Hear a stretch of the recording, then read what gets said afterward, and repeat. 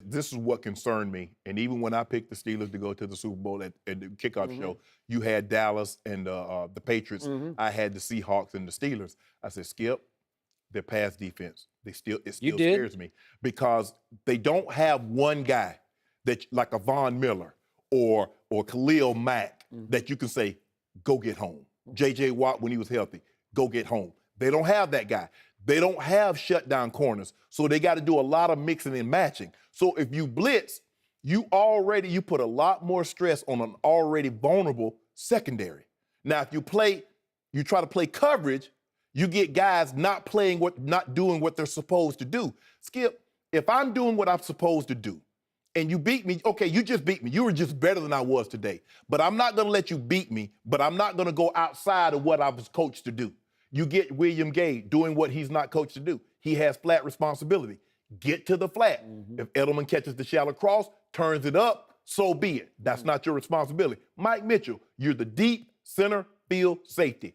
Your first reaction should always be to go back. You have no run responsibility, but you're trying to play hero. So you're a hero today. But guess what? For all the wrong reasons. And this is why the Patriots continue to be successful, because they do what they do, and this is what I love.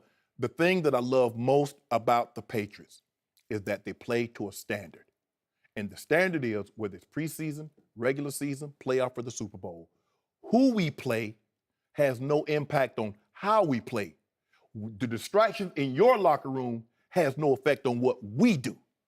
Coach Belichick has mastered this. And when you go there, you understand this, because it's easy when the greatest player in the organization history is their hardest worker, and he's the first one to step in line. So everybody else will act accordingly.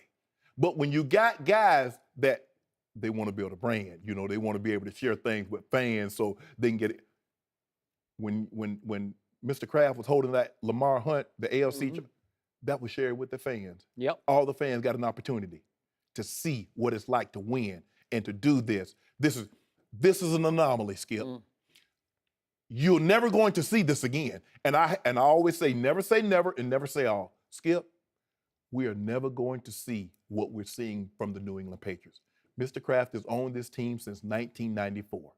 So basically in 22 years now, they're going to the 7th Super Bowl. So once every 3 years, mark it down, they're going to the Super Bowl. Almost every year and a half, they're playing in the AFC Championship game.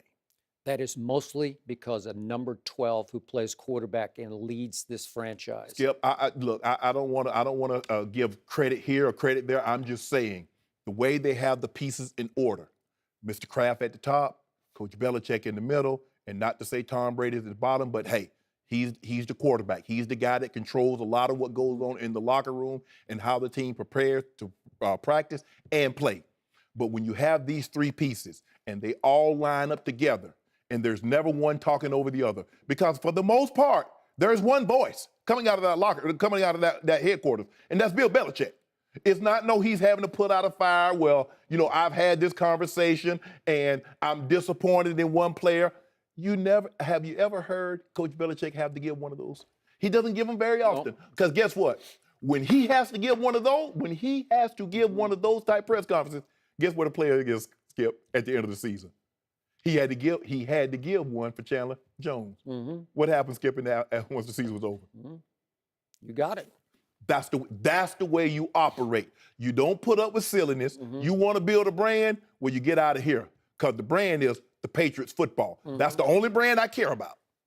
And I also would like to sum this up, I would like to publicly thank Roger Goodell for attempting to frame and railroad Tom Brady. Skip! I want to thank him, because what he's doing is he's going to give the Patriots 2 Super Bowls for trying to wrongly convict Tom Brady in the court of public opinion, trying to taint and wreck his legacy, sacrifice his legacy at age 38 going on 39 through the Deflategate saga, in order to punish the Patriots for their quote-unquote history of cheating in the bigger picture.